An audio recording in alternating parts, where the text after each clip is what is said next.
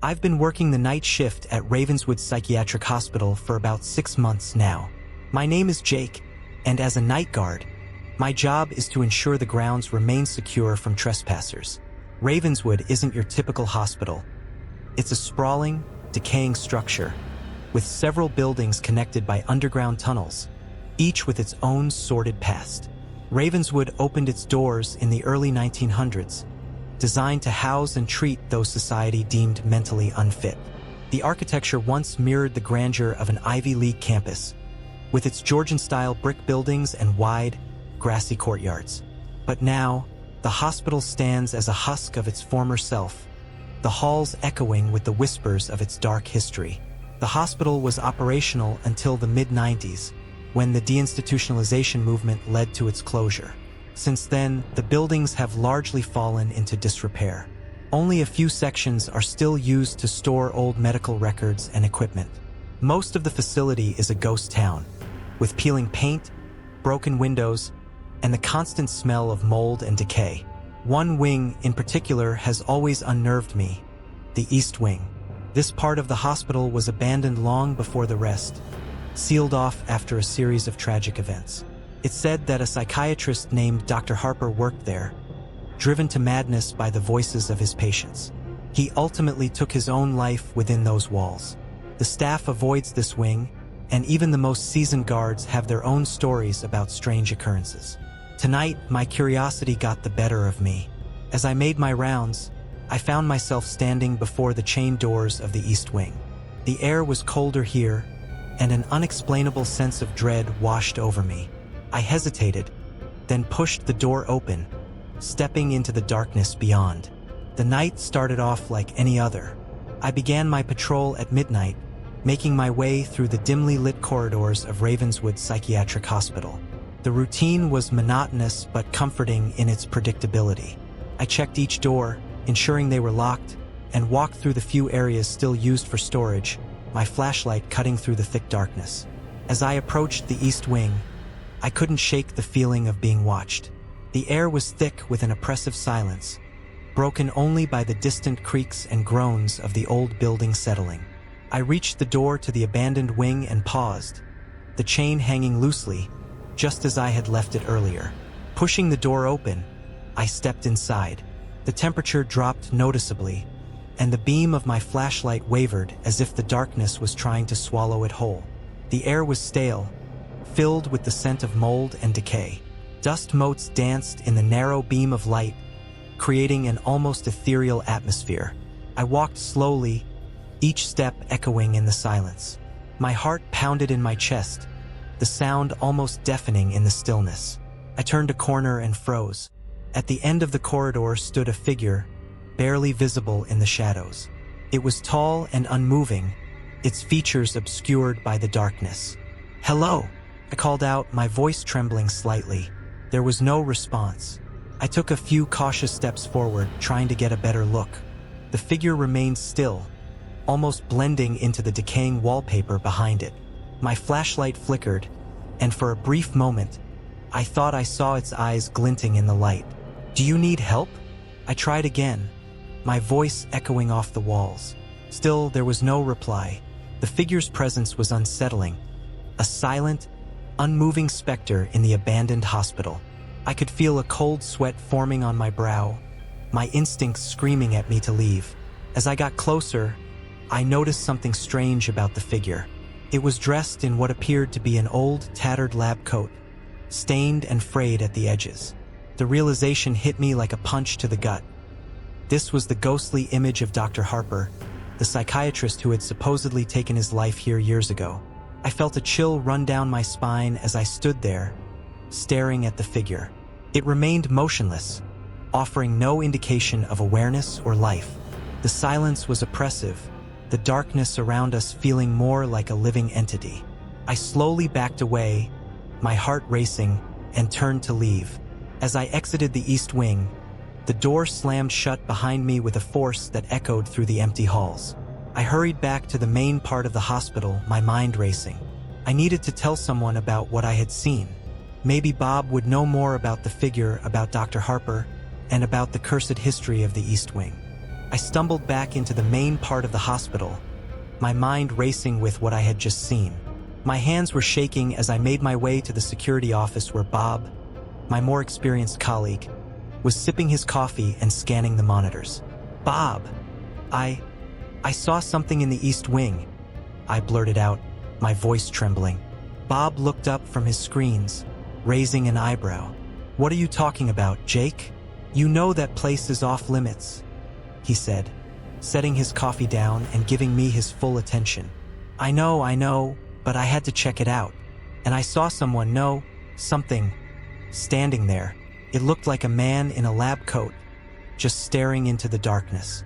It didn't move, didn't say anything," I explained, struggling to find the right words to convey the eerie encounter. Bob's expression shifted from skepticism to concern. He leaned back in his chair, letting out a long sigh. "I figured it was only a matter of time before you saw him," he said, almost to himself. "Who is it, Bob? What's going on in that wing?" I asked, desperation creeping into my voice. Bob rubbed his temples, clearly reluctant to delve into the story. "That figure you saw, Jake, it's believed to be Dr. Harper. He was a psychiatrist here years ago, back when the hospital was still fully operational. The East Wing was his domain. It's where the most troubled patients were kept, the ones no other doctors wanted to deal with." He paused, as if trying to decide how much to tell me. Harper was dedicated, maybe too much so. He was obsessed with curing his patients, but as time went on, he started hearing things, voices of the patients he couldn't save. It drove him mad. One night, he snapped and took his own life right there in the East Wing. I felt a shiver run down my spine. "So that's why the wing was abandoned?" "Exactly," Bob replied. "After his death, strange things started happening there. Staff reported seeing shadows, hearing whispers. The wing was sealed off to keep people out, but sometimes those who venture and see him, just like you did." I sank into the chair opposite Bob, my mind reeling. "Why didn't anyone tell me about this? Would you have believed it?" Bob countered. "Most of us just try to ignore it, do our jobs, and avoid that part of the hospital. But once you've seen him, it's hard to forget." The weight of his words settled heavily on my shoulders. The figure in the lab coat wasn't just a figment of my imagination. It was a manifestation of a tragic past, a ghostly reminder of Dr. Harper's tortured existence. I couldn't shake the image from my mind. The more I thought about it, the more I felt drawn to the East Wing, to the mystery that haunted those decaying halls. I knew I should leave it alone, but something within me needed to understand what had happened, to uncover the secrets buried in the shadows. The encounter with the figure in the East Wing gnawed at me. I couldn't get Dr. Harper's image out of my mind. The hospital's dim corridors and eerie silence only amplified my growing obsession. Every night, as I patrolled the desolate halls, my thoughts drifted back to that shadowy figure. I started spending more time in the security office, poring over old records and files. Bob had told me enough to pique my curiosity, but not enough to satisfy it. I wanted to know everything. Who were these patients Harper was so desperate to save? What drove him to madness? The hospital archives were a treasure trove of information. Dusty files, yellowed with age, detailed the grim history of Ravenswood. The patients' records were the most haunting stories of untreated mental illness, abuse, and neglect. Each file I read pulled me deeper into the hospital's dark past. One night, I found Dr. Harper's personnel file. It included letters he had written, documenting his growing frustration and despair. His words painted a picture of a man driven to the brink by the voices he heard, voices he believed were his patients crying out to him from beyond. The more I read, the more I felt a connection to Harper, a man consumed by his mission, unable to escape the ghosts of his failures. As the days turned into weeks, I found myself drawn back to the East Wing, unable to resist the pull. The figure remained elusive, always just out of reach, but the voices, they began to haunt me too. At first, it was just faint whispers, indistinct murmurs that I could almost dismiss as the creaking of the old building. But soon they became clearer, more insistent. "Help us! Save us!" The voices echoed in my mind, day and night. I started losing sleep, the line between reality and hallucination blurring. I avoided my colleagues, afraid they'd notice my deteriorating state. The hospital, once a place I could navigate blindfolded, became a maze of shadows and echoes, each corner hiding unseen horrors. I became paranoid, jumping at every sound, every flicker of movement. The figure's presence loomed over me, a constant reminder of the hospital's tragic history. I started seeing shadows move in the corners of my vision, feeling cold drafts where there should be none. The hospital seemed to breathe, its decaying walls whispering secrets only I could hear. My obsession with Dr. Harper's story consumed me. I spent hours in the archives, searching for any clue that might explain his descent into madness. I found notes on experimental treatments, desperate attempts to cure patients that bordered on the inhumane. Harper's final days were a blur of increasingly frantic entries, his handwriting growing more erratic as the voices overwhelmed him. One entry stood out, a hastily scribbled note, almost illegible. "The voices, they are real. They demand justice. They demand me." It was the last thing he wrote before he took his life. As I sat there, the note in my trembling hands, I realized I was following the same path. The voices were growing louder, more insistent. I could feel Harper's madness creeping into my mind, the shadows closing in. I knew I had to stop, to pull back before it was too late. But the pull was too strong, the need to understand too great. The voices grew louder each night, their incessant whispers seeping into every corner of my mind. They no longer confined themselves to the East Wing. They followed me everywhere, a constant reminder of the shadows lurking just out of sight. The line between day and night blurred, the voices invading my dreams and waking hours alike. I tried to ignore them at first, to focus on my duties, but it was impossible. The whispers echoed through the empty halls, taunting me, begging for help. "Help us! Save us!" They grew more distinct, the desperate pleas of the forgotten souls trapped within Ravenswood's decaying walls. I couldn't escape them, no matter how hard I tried. My behavior became erratic. I started avoiding the other guards, fearful that they would notice my growing instability. The hospital's surveillance cameras became my only companions, their static images providing brief moments of clarity in an otherwise chaotic world. But even they couldn't keep the shadows at bay. One night, while reviewing footage, I saw something that made my blood run cold. The figure in the lab coat appeared on the screen, standing motionless in the East Wing. As I watched, it slowly turned to face the camera, its eyes glowing with an otherworldly light.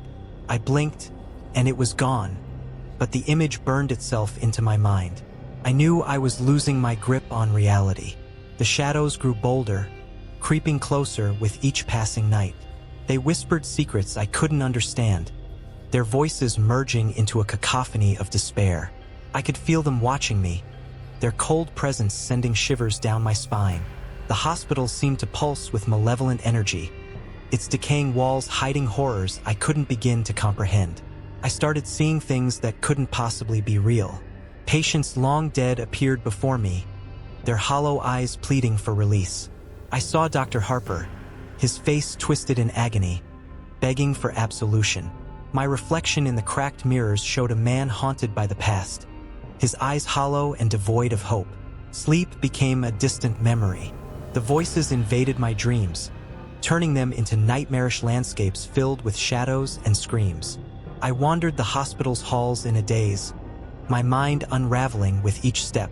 I could feel Dr. Harper's madness creeping into my soul, consuming me from within. One night, the voices reached a crescendo, their screams echoing through the hospital. They led me to the heliport, their desperate pleas pushing me towards the edge. I stood there, the city lights below seeming distant and unreal. The shadows surrounded me, their whispers urging me to join them in the darkness.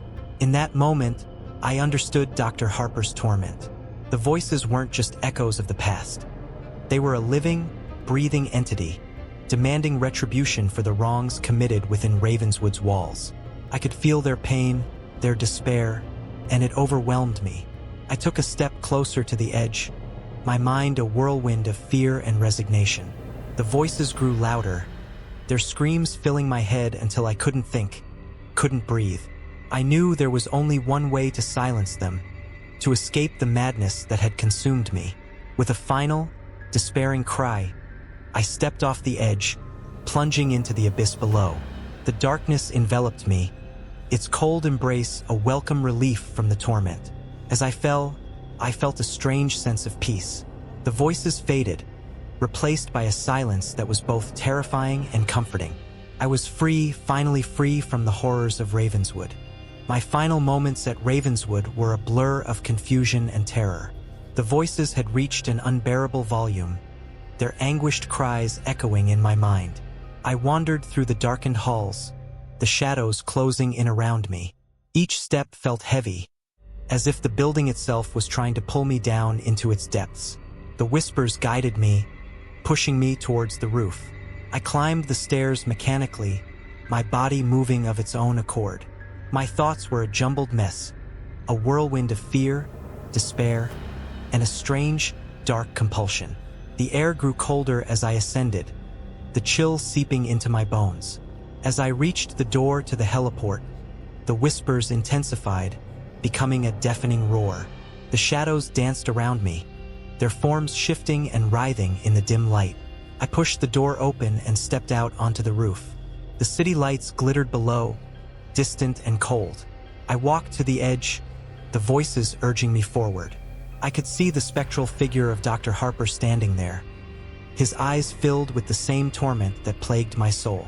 His presence was a haunting reminder of the fate that awaited me, a fate I could no longer avoid. The wind whipped around me, carrying the whispers of the lost souls.